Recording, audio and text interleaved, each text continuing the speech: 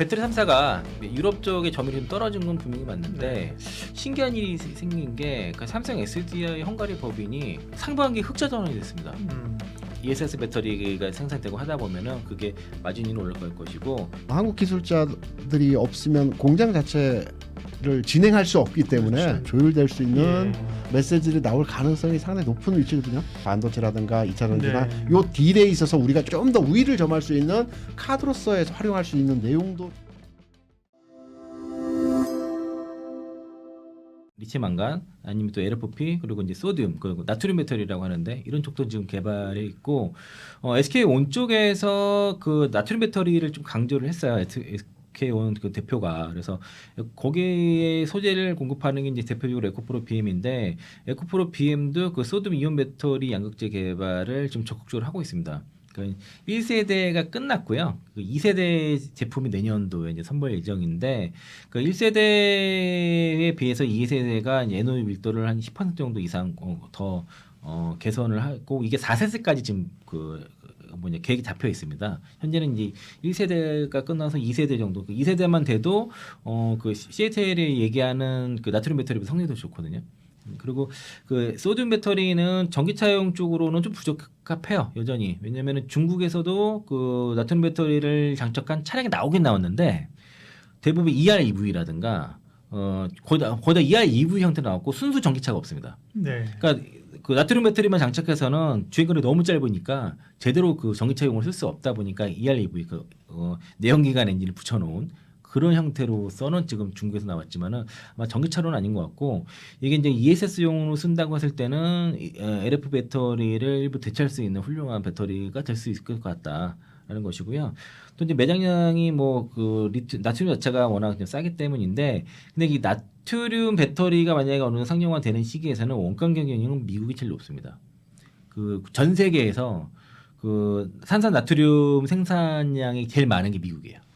그래서 그걸 따지면 원가 경쟁력은 미국이 더 높을 수 있어서 이게 중국한테 반드시 이런 배터리 유리한 배터리는 아니다. 근데 기술력은 먼저 했기 때문에 좀 앞서 있는 건 맞는 것 같고 그리고 에코프로 BM이 그래서 이를 위해서 그 오창 사업장에 이제 그 전용 파일럿 라인 구축해서 R&D 지금 진행 중에 있고 1세대에는 어쨌든 중국 업체 거보다 테스트 결과 지금 더 성능이 뛰어난 걸로 확인됐고요.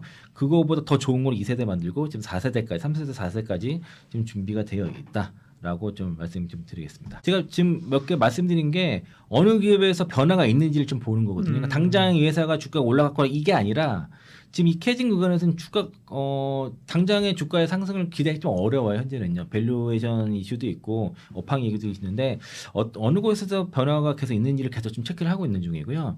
그 SK온과 에코프로도 그 폐배터리 순환 생태계 구축에 대한 협력을 한다라는 그 뉴스가 나왔는데 일단은 SK온에서 폐배터리가 발생을 하게 되면은 그 불량 배터리도 있을 수 있죠. 폐배터리가 있게 되면은 이제 SK온의 그 SK 배터리 아메리카에서 이제 그 배터리 스크랩 기반으로 해서 이제 블랙 파우더를 만듭니다. 블랙 파우더 형태로 그러면 에코프로 CNG 그 폐배터리를 가공하는 회사 그 에코프로 CNG 공급을 하게 되는데 이게 대략 한 5년 정도 공급할 예정이고요. 올해 8월 그러니까 올해부터 29년까지 대략 5년 정도 월 200톤 규모로 공급을 하게 되는데 이렇게 되면은 이제 그 SK온에서 에코프로 CNG에다가 블랙 파우더 공급하면은 여기서 니켈 리튬, 코발트, 망간 해가지고 이거를 다시 에코프로 BM 쪽에 공급해서 양극재를 만드는 거죠.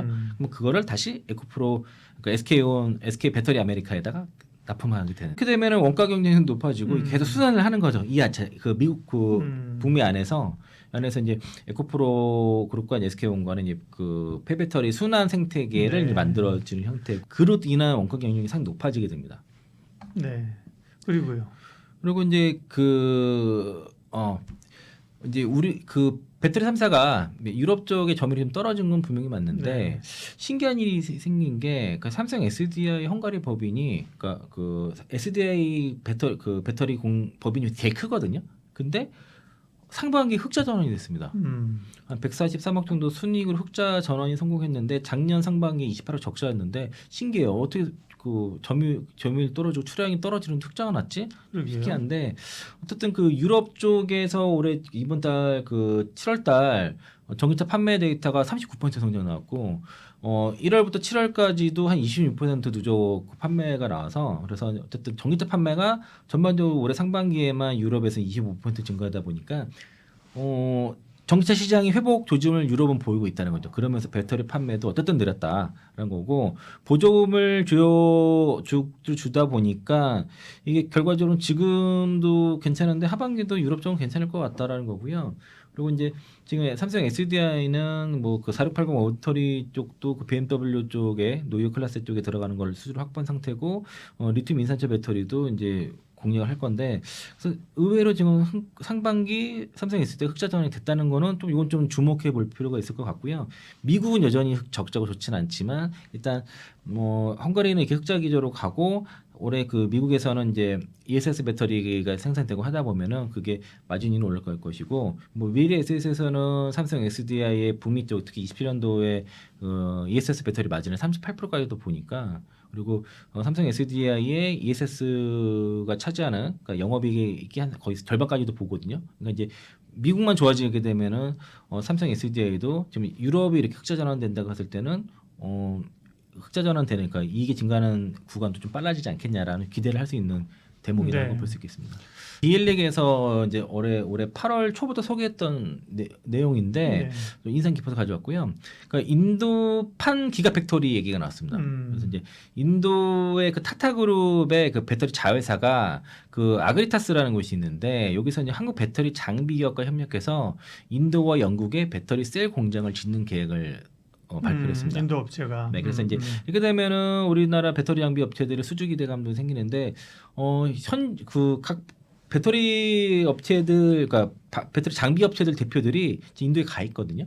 그래서 조만간에 올해 8월 말까지 그 8월부터 장비 발주 시작한다고 했던 거라서 조만간에 수주 소식이 있을 것 같습니다. 그래서 배터리 네. 장비 업체들 간에 수주 얘기 좀 있을 것 같고 어쨌든 공정 아그리타스가 대부분 중국산 안 쓰고 지금 이렇게 그 배터리 한국산 배터리 장비를 쓰려고 하는 이유가 여기에 노스볼트 출신이 많이 들어갔다 그럽니다. 그래서 노스볼트가 중국산 장비 쓰다가 사실상 제대로 양산 못해서 망했거든요. 그러니까 그런 전초를 피하려고 보고 있고 올해 8월부터 단계적으로 발주해서 10월까지는 마무리 지려고 하고 있습니다. 그래서 이게 24년부터 이미 상당히 이제 협상이 진행됐다고 하고요.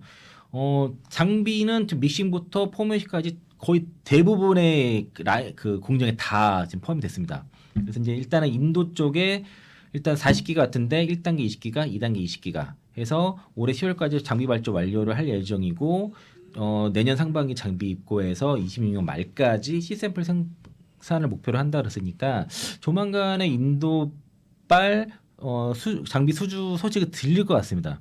요게 이제 그리고 영국 쪽도 같은 기간, 같은 규모로 40기가와트 정도 져서 인도보다는 한 반년에서 1년 정도 늦게 추진될 건데 요게 그 제기어 그 랜드로버 전기차가 공급될 예정입니다. 그러면은 여기도 결과적으로 나중에는 뭐 좀 K배터리 들어가지 않을까 싶고 그리고 장비 업체로서는 그 JLMNS라든가 CIS 그리고 세종기술, 원익PN이, SFA, 하나 모멘텀도 이제 여러 업체들이 들어갈 것으로 보여지고요. 인도정부는 어떤 배터리 산업 육성을 위해서 수익관세 면제라든가 또 그 생산 연계 인센티브도 지원을 하고 있습니다. 이제 아마 이게 어떤 장비 업체들이 지금 되게 어려운 게 금양에 많이 물려 있어요. 네. 금양에 아니 갑진업에서는 뭐 법정 관리 들어갈 정도로 500억 이상 물고 있는데 그리고 지금 그 노스볼트라든가 어디서 납품을 못한 물량들이 꽤 있거든요. 근데 이제 그 아그리타스가 그런 거를 좀 자기네 달라가지고 요청을 하고 있는 걸로 알려져서 그래서 여기 좀 수주가 좀 된다 그러면은 그 배터리 장비 업체 쪽에 상당히 좀 숨통을 트이는 이슈가 되지 않을까 싶고 그동안 이제 투자 쪽에서는 장비 업체들 거의 안 보고 이렇게 했었는데 뭐 투자 관점에서 말한 것보다도 이렇게 좀 우리가 배터리 생태 걔가 좀 유지가 돼야 되는데 어떤 사건으로 인해서 많이 업체들이 같이 좀 뭐 망해가는 그런 일들이 있었는데 좀 숨통이 트일 이슈인 것 같고요. 타타그룹 어쨌든 인도에서 유명한 자동차 기업이지 않습니까? 그러니까 이제 타타그룹의 자회사가 이제 배터리 자회사가 이제 그 발주할 거고 23년에 어떤 타타그룹은 뭐 대략 한 2조 정도 투자 의사를 밝혔고요. 그리고 작년에는 배터리 공장 건설에만 6조 7천억 정도 투자할 거다 해서 기대를 하고 있는데 근데 이제 뭐 원래 인도랑 사업할 경우에는 뭐 10분의 1만 믿으라는 그런 얘기도 있긴 하지만 예. 그래도 이거는 상당히 진척이 된 걸로 지금 확인이 됐기 때문에 조만간 장비 업체들 수주가 나올 것으로 보여집니다. 트럼프는 참 억울할 것 같습니다. 트럼프가 억울해요? 네, 우리가 억울하지. 왜요? 트럼프 대통령이 의도치 않았던 것으로 저는 이해를 하고 있습니다. 트럼프가 지시해서 이 사람들 잡아들인 건 아니다. 아닐 것 같습니다. 미국에서의 고용 문제에 관련한 뭐 담당자들의 문제도 이해가 됩니다. 그런데 이제 내부적으로 그쪽에 있는 저 담당 그 헤더 쪽에서 얘기를 들어보면 미국이 그 9월 초에 지금 아마 시즌이 개막했을 텐데 미국에서 가장 그 흥미롭게 미국 시민들이 판단하는 그 스포츠가 NFL 미식축구. 풋볼. 풋볼. 미식축구. 네. 가장 그 흥행이 좋고 그 열광하는 게 뭐 야구도 있겠지만 야구 시즌보다도 이게 이제 단기적으로 그렇죠. 미국은 그렇죠. 네, 미식축구에 대해서. 근데 그거하고 뭔 상관이 있어? 미식축구 시즌 회사 안 나온답니다. 그러니까 아무리 비용을 많이 줘도 기술자들이 이 시즌 내에서 그리고 그쪽에서 굉장히 흥행도가 높은 이제 지역이라고 하는데 회사 안 나와 버린답니다. 그래서 LG엔솔이나 현대차 같은 경우도 과거에 그런 경향들이 많이 있었기 때문에 국내 기술자들을 이제 미국으로 데려가서 공사를 하는 거고요. 그리고 중요한 것은 이제 공기가 있지 않습니까? 일정이 그렇죠. 있는데 네. 미국의 노동 문화 자체가 휴일에는 뭐 철저하게 쉬는 문화가 정착이 되어 있고요. 예. 그리고 자기 위주, 그러니까 욜로이지 않습니까? 자기의 어떤 라이프 스타일을 굉장히 중요하게 생각을 하기 때문에 자기가 좋아하는 취미라든가 여가 시간이라는 걸 철저하게 지켜져야 된다고 보기 때문에 회사 일정하고는 무관하게 일을 한다라고 해요. 그래서 일정이 공기가 정해진 상황 하에서 이 공기를 맞추기 위해서는 한국 근로자만한 근로자가 또 없다라고 해서 그렇죠. 예. 한국 기업에서의 상황도 이해됩니다. 미국에서의 근로 조건과 환경에 대해서도 이해가 돼요. 이거는 개인적으로 판단할 때는 해프닝으로 끝날 가능성이 있다라고 판단되고 있고요. 그리고 네. 그 전세기를 띄우고 아마 이번 주 중으로 진행이 되어질 것 같은데 뭐 저는 10일 얘기하던데. 네, 그 전 단계에서 조율이 좀 될 것 같아요. 왜냐하면 한국 기술자들이 없으면 공장 자체를 진행할 수 없기 때문에 그렇죠. 네. 그 부분이 진행이 안 되면 그 화살은 당연히 트럼프 대통령을 비롯해서 관련된 내용에서의 진행했던 사람들에게 화살이 들어갈 수 있기 때문에 그 중간 단계에서 오늘 내일 정도에서 어느 정도 조율될 수 있는 메시지를 나올 가능성이 상당히 높은 위치거든요. 조율하는 형태로서의 서로 이 부분이 진행될 거고 이 부분을 계기로 해서 정상회담 이후에 우리가 이제 조선 쪽에서의 그 어떤 딜이라든가 또는 말씀하셨던 반도체라든가 2차 전지나 네. 요 딜에 있어서 우리가 좀 더 우위를 점할 수 있는 카드로서 해서 활용할 수 있는 내용도 될 수 있다라는 점도 하나 주목해 볼 내용이죠. 왜냐하면 우리가 철수하게 되면 일정의 차질이 있는 거고 일정의 차질이 있으면 우리가 투자 스케줄이 달리 진행되어질 수 있기 때문에 우리로서는 이 부분이 그렇게 나쁘다고만 판단할 수 있는 내용은 아닐 것 같아요. 미국의 전기차 보조금이 대략 한 4,000불에서 6,000불이니까 한 6,700만 원 정도 되는 것 같아요.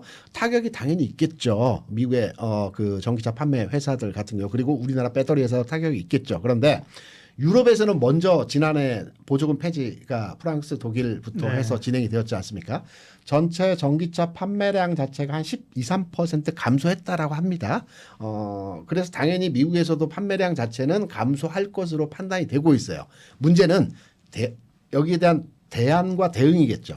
테슬라가 최근에 진행되고 있는 당연히 보조금 폐지에 대해서도 테슬라에서도 알고 있었던 내용이기 때문에 다음 스텝으로 테슬라가 대비하고 있는 내용이 당연히 미래 신성장 산업에 대한 집중입니다. 테슬라에서 지금 진행하고 있는 게 뭐 여러분 다 아시다시피 로봇, 자율주행, 로봇택시 이 부분에 대한 핵심적 사업 추진을 하고 있다라고 합니다. 그래서 시장에 말씀하셨던 것도 어느 정도의 충격파는 들어와 있는 상태이고요.